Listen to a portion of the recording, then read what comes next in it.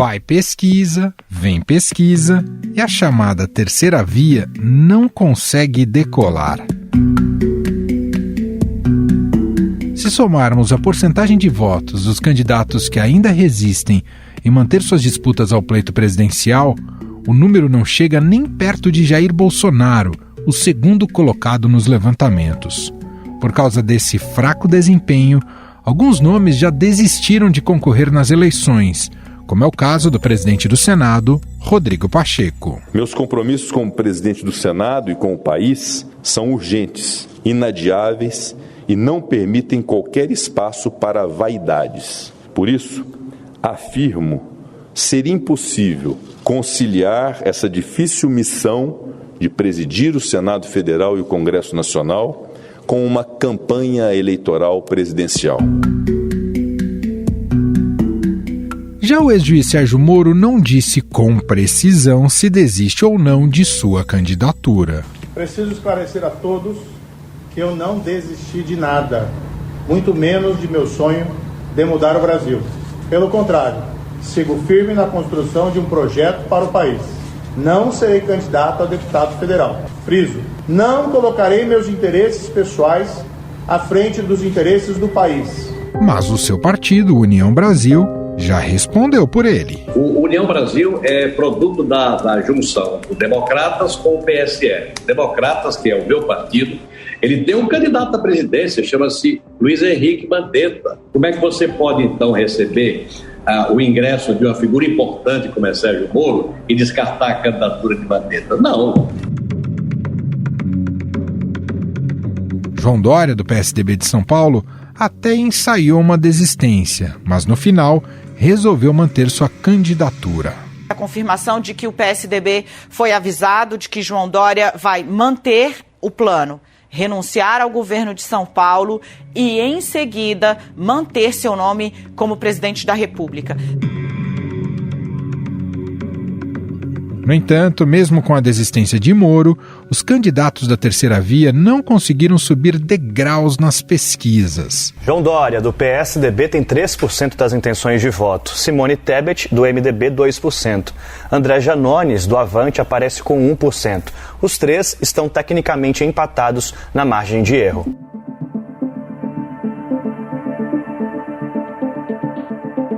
Por causa disso, a turma que tenta emplacar uma candidatura forte para bater de frente com Bolsonaro e Lula começa a discutir a possibilidade de indicar um nome em consenso.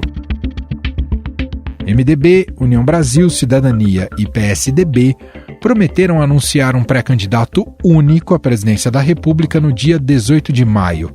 Essa decisão foi tomada após reunião dos dirigentes dos partidos em Brasília. Os presidentes dos partidos União Brasil, MDB, PSDB e Cidadania se reuniram nesta quarta-feira para conversar sobre o nome que irá concorrer à presidência da República. Segundo um comunicado oficial do grupo, haverá um candidato de consenso como alternativa no campo democrático, que deverá ser anunciado no dia 18 de maio. Luciano Bivar, presidente do União, Bruno Araújo, presidente do PSDB, Roberto Freire, presidente do Cidadania, e Baleia Rossi, presidente MDBista, emitiram um comunicado para todos os filiados sobre a intenção de unir esforços. Só há um problema. Qual partido ganhará essa guerra de braço? No MDB, a pré-candidata à presidência é a senadora do Mato Grosso do Sul, Simone Tebet. O destino faz com que os meus companheiros no MDB me deem a mais honrosa e a maior missão da minha vida: ser candidata, pré-candidata à presidência da República do Brasil. No PSDB, o pré-candidato oficial é João Dória, ex-governador de São Paulo. E quero dizer a vocês, sim, serei candidato à presidência da República pelo PSDB.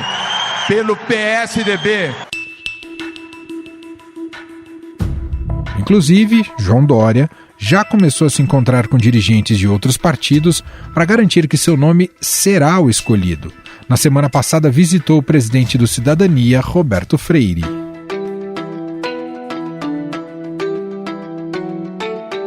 Mas existe um outro movimento que trabalha para unir dois nomes presidenciáveis em uma chapa única. É o caso de uma ala do PSDB, que quer o ex-governador do Rio Grande do Sul, Eduardo Leite, na chapa de Simone Tebet do MDB.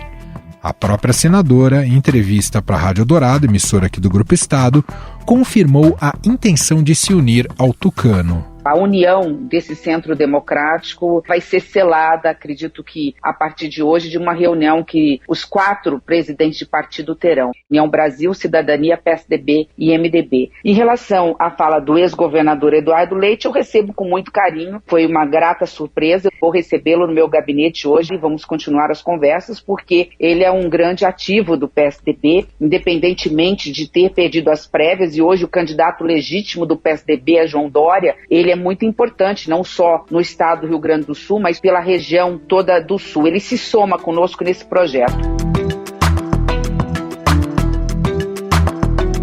Também na Rádio Dourado, Eduardo Leite disse que está disponível para formar uma frente democrática. Esse sentimento que deve embalar qualquer tipo de decisão, sentimento de amor ao Brasil, de atendimento ao nosso papel como lideranças políticas, não apenas buscando ocupar um espaço político concorrendo, mas também apoiando eventualmente aqueles que têm essa capacidade. Entre outras pessoas, o nome da senadora Simone Tebet tem toda a condição também de ser uma liderança desse projeto. É muito prematuro falar em que posição que cada um tem que assumir. Eu acho que a disponibilidade nossa tem que ser de construir, apoiando, participando na chapa como vice-presidente, se for o caso. Apesar dos partidos formalizarem a intenção de anunciar um candidato único, representantes das siglas afirmam que será necessário intensificar as negociações a fim de encontrar um nome de consenso. No meio dessa história tem ainda o candidato do PDT, Ciro Gomes, que já disse não ser da terceira via, mas uma alternativa a ela. Inclusive passou a atacar os nomes presidenciáveis do grupo, a qual chamou de as viúvas do Bolsonaro. E se você bem olhar, tira a Simone Tebet, que é uma figura diferente, honrada, todos os outros, com todo respeito e carinho que eu posso ter por alguns deles, são viúvas do Bolsonaro. Espera um pouquinho, o Dória trocou de nome na véspera da eleição. Se chamava de Bolsodória. Mesmo assim, o líder do PDT no Senado, Cid Gomes, afirmou ao broadcast político do Estadão que o irmão e pré-candidato do partido à presidência, Ciro Gomes, aceita conversar com os partidos da chamada terceira via para uma composição em outubro. Ciro Gomes, que agora quer se consolidar nessa terceira posição, né, atrás ainda do ex-presidente Lula e de Jair Bolsonaro, mas quer se consolidar ali próximo aos 2 dígitos para se tornar eventualmente um polo aglutinador dessa terceira via tão fragmentada. E para analisar esse cenário eleitoral e a possibilidade de uma aglutinação de partidos e candidatos numa única chapa, nós vamos conversar agora com a cientista política e professora da FGV, Graziela Testa. Olá, professora, tudo bem? Olá, Emanuel, tudo bem? Muito bom estar aqui. Professora, como eu disse, né, MDB, PSDB e União Brasil anunciam no dia 18 esse candidato, ou a chapa que poderia se representar o que temos chamado até aqui de terceira via. E eu queria iniciar aqui nossa conversa te perguntando se essa depuração ela é esperada diante do que temos acompanhado de resultados de pesquisas eleitorais que mostram uma estabilidade nessa disputa, digamos, na prateleira de cima entre Lula e Bolsonaro? Ela é esperada, mas ela é difícil de acontecer. Eu ainda estou desconfiada que isso aconteça de fato, Manuel, sobretudo agora com a figura do Moro no União Brasil, se colocando como candidato, se colocando disponível como candidato, né? Na sexta-feira mesmo ele falou num evento internacional que se colocava, que permanecia com o nome disponível, caso fosse da vontade do Luciano Bivar. E a gente tem esse conjunto de partidos que tem aquele grande problema do dono da bola ser o que joga pior, né? Que é o Luciano Bivar, que tem o tempo de TV, tem recurso, e quer porque quer ser vice. Mas, por outro lado, a gente tem outros nomes que têm muito mais força, se não intenção de voto agora, tem muito mais potencial de crescimento, né? Como a própria Simone Tebet e Eduardo Leite, que esboçaram essa candidatura única dos dois. Então, chegar a esses dois nomes somente nesse contexto, eu acho que vai ser não vai ser muito trivial, não. E o que a senhora, o que tivemos desde que o Moro teve essa saída do seu partido, né, a troca do partido e uma primeira, digamos, saída da disputa, mas se coloca ainda como um possível presidenciável. Na visão da senhora, o que representa se de fato não tiver Moro entre aqueles que concorrem à presidência da República? Olha, se não tiver Moro, certamente vai ter que ter Luciano Bivar. Dificilmente Luciano Bivar vai entrar numa dessas para não ganhar nada, entendeu? Simplesmente pelo apoio. Então vai ter que ter Bivar e aí a gente vai ver como se resolve o PSDB com essa confusão eterna Dória e Eduardo Leite. Essa novela longa que quando a gente acha que acabou, tá na metade ainda, sabe? Novela que vai sendo esticada porque deu algum problema na emissora, é o que acontece dentro do PSDB. Quem tem se colocado com mais constância, né, há mais tempo tem sido Simone Tebet, mas que também não tem, a princípio, força eleitoral suficiente para chegar lá, né, e também não é parte de um partido que é muito conhecido por apoiar de forma efetiva os seus correligionários. O MDB não tem tradição de ter candidato ao executivo e com essa característica de partido regionalista, tende a apoiar aqueles que têm maior facilidade de elegerem os seus candidatos ao legislativo. Agora, Emanuel, tem um ponto que eu acho que é muito interessante nessa conversa e que contribui para unir essa turma toda, para esse monte de gente querer unir uma candidatura só.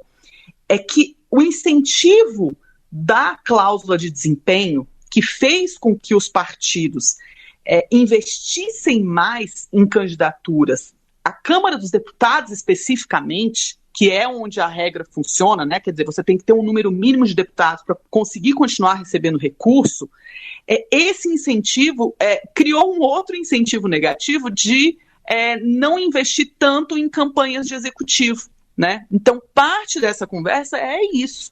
Né, são esses partidos que estão escolhendo, foi o que inclusive levou o Podemos a não querer investir tanto recurso numa candidatura do Executivo, já que o Podemos está perigando, teve uma estratégia de apostar no Senado, então está perigando perder o recurso partidário se não tiver mais representante na Câmara. Então isso deu uma afunilada nos candidatos do Executivo por conta de uma estratégia partidária dos líderes também diante desse incentivo novo. A gente partiu lá atrás de uma possibilidade de uma eleição presidencial com muitos nomes e poderemos chegar numa eleição presidencial com um cenário inverso disso, com pouquíssimos nomes concorrendo efetivamente na disputa, não é, professora? Perfeito. E até com essa característica hoje, do jeito que a coisa está configurada, meio de como tem se falado, segundo turno no primeiro. Né? Mas eu acredito que ainda vai surgir uma ou duas candidaturas, pelo menos. A gente tem também aí o Ciro, que está se mantendo firme na disputa, e com aquele percentualzinho dele ali, que não sobe nem cai, né? Vamos ver para onde vai. Mas dificilmente vai ser uma eleição para o Executivo muito dispersa, né? A gente vai ter poucos candidatos, certamente, e cabe lembrar que a gente está há muito tempo da eleição, Emanuel, então tem muita água ainda para correr, ainda não começou campanha efetivamente, e as coisas mudam muito até lá, né? Tem como mudar muita coisa, não dá para ter o cenário como consolidado, olhando com a distância que a gente está agora. A senhora citou o Ciro, queria te ouvir um pouco mais sobre ele. Por que tem sido tão difícil imaginar o Ciro compondo com esses nomes da terceira via? Tem relação à natureza ideológica, convicção ideológica, projetos muito diferentes, ou tem relação com o próprio projeto pessoal de poder do Ciro Gomes, as ambições dele? Certamente tem a ver com o projeto pessoal, Emanuel, porque do ponto de vista ideológico, o Ciro já mostrou que ele está disposto a abrir mão de muita coisa e ele já mudou muito ao longo da carreira dele, Agora, inclusive, as falas que ele tem feito são muito no sentido de caminhar para uma centro-direita para ver se consegue o voto de uma parcela que ele não conseguia antes. Então, fica claro que ele não está disposto, não é uma indisposição a abrir mão dessa questão ideológica.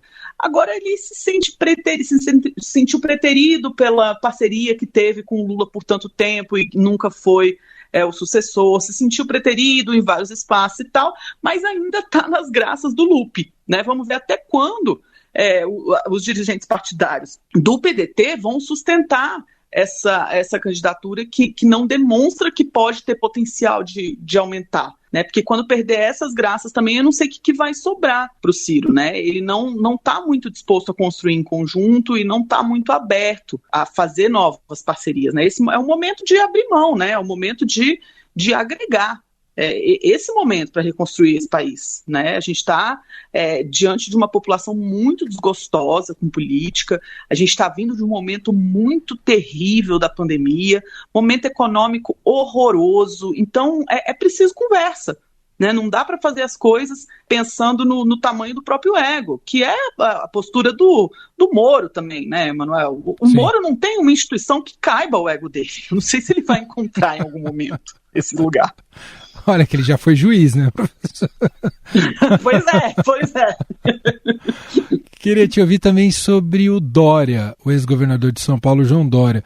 Por que ele não é o nome natural dessa terceira via, visto que vem de um estado que tem uma potência eleitoral, uma representação eleitoral gigantesca, né, numa eleição presidencial, teve uma gestão em que ele pode defender alguns bons legados, entre eles o da vacina. Por que o Dória parece mais escanteado do que inserido como essa cabeça de chapa ideal para a terceira via? Pois é, isso é muito curioso mesmo, Manuel. Esse fenômeno fez uma gestão que a gente pode falar que foi positiva na pandemia, né, a despeito de tudo, mas o Dória, ele com a esquerda, dificilmente ele angaria votos, né, sobretudo por causa daquele último momento nas eleições que ele inventou aquela ideia do Bolsodória e aquilo entrou no DNA político dele, vai ser muito difícil sair, né? Então ele não pode acusar ninguém de ser bolsonarista e a própria eleitorado, ex-eleitor de Bolsonaro, também é desgostoso com ele porque ele já foi Bolsonaro de alguma forma,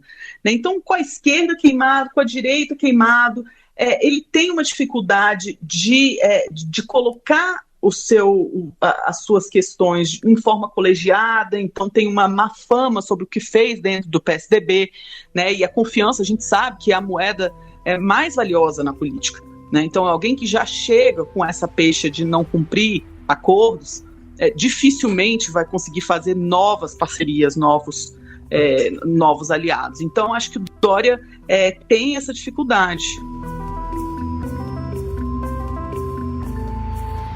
A senhora citou Luciano Bivar, né, como um complicador dessa aglutinação, mas pensando diante do cenário atual, a chapa com mais potencial de fato é Tebet e Leite, professora? Olha, em termos de eleitorado, né, a gente pensar de potencial, talvez fosse. Mas a chapa Tebet e Leite não tem poder em termos de recurso de campanha, não tem tempo de televisão, que assim, por mais que em 2018 o tempo de televisão não tenha sido um elemento tão decisivo, não dá para tirar isso da conta, né? Sempre foi um elemento muito decisivo no Brasil, né? E outros tipos de recursos para outras mídias também vêm de dinheiro. Então, assim, não dá para ver as coisas deslocadas desse tipo de incentivo, sabe, Manuel? Uhum. Então, eu acho que essa chapa, se fosse possível, seria uma chapa relevante, mas eu acho pouco provável, né, que ela venha com o apoio do Bivar, então que ela venha já com esse peso também de recursos. Vamos ver, né? Vamos ver se vai ter algum outro elemento que vai colocar o Bivar no barco. Ele já esteve disposto quando entrou no Democratas e abriu mão de um monte de coisa e fez a fusão partidária, mas agora a tentação do Moro no União Brasil vai ser muito alta, né? Professor, eu vou falar um pouco sobre estratégia. Qual deveria ser a estratégia desses nomes que tentam se colocar, se viabilizar e furar a bolha da disputa entre Jair Bolsonaro e Lula? Está ficando claro que o neném não vai surtir efeito para esses nomes, nem Lula e nem Bolsonaro, que talvez o foco deveria ser justamente tentar tirar o Bolsonaro do primeiro turno, professora? Pois eles precisam, acho que mais do que o problema dessa suposta terceira via, né, desse espaço eleitoral das pessoas que não apoiam Lula, não apoiam Bolsonaro, é que não existe claramente um projeto de Brasil que se diferencie de um de outro, sabe, Manuel? Então, se houvesse alguém que tivesse um projeto de Brasil claro, com propostas colocadas e que não fossem semelhantes nem a Lula nem a Bolsonaro, esse nome certamente já teria um apoio, mas isso, eu não tenho visto isso acontecer. Né? Eles não estão conseguindo colocar quais são as suas diferenças, e isso se reflete na estratégia também, isso não é só uma questão ideológica. Então, se isso acontecer, e tomara que aconteça, seria ótimo. Se não, a gente vai precisar ver como se constrói um governo já nas eleições, né? E essa coalizão vai ser formada para as eleições e não pós-eleições. O Lula, pensando pragmaticamente, ele já conta com esse centro como uma possível frente ampla no segundo turno com Bolsonaro. Seria uma tendência natural ou não, professora? Olha, eu não sei se com todo esse centro não, Emanuel. Eu acho que algum desses centros, sim. Tanto é que a estratégia da escolha do Alckmin como vice foi justamente de buscar essa turma, né? E certamente, se estiver bem assessorado, ele vai buscar isso na campanha. Mas a gente tem um outro centro, e aí a gente fala até do próprio eleitorado do Sérgio Moro, que pode voltar a abraçar Bolsonaro, sim.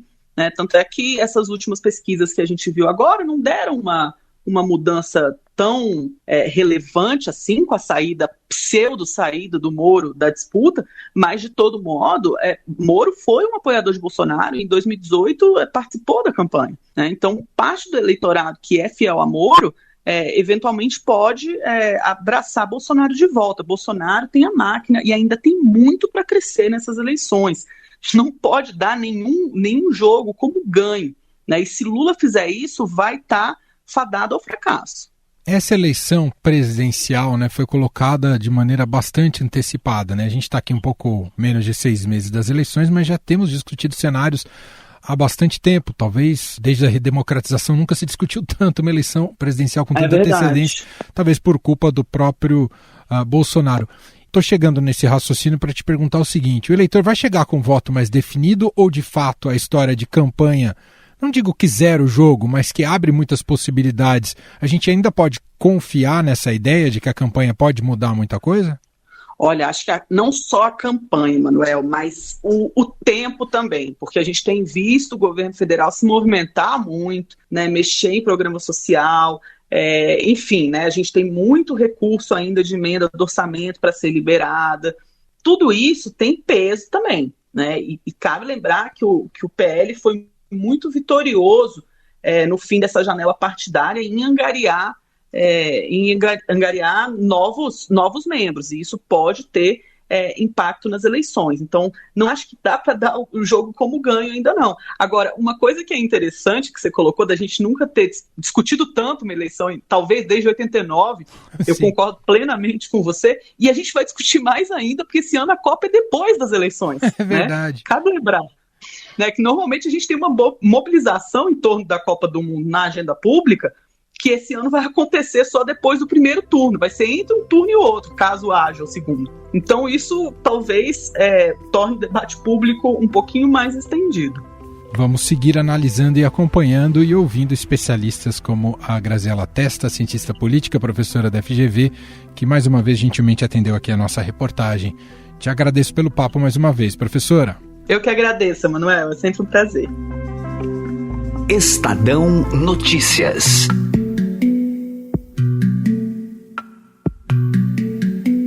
Este foi o Estadão Notícias de hoje, segunda-feira, 11 de abril de 2022.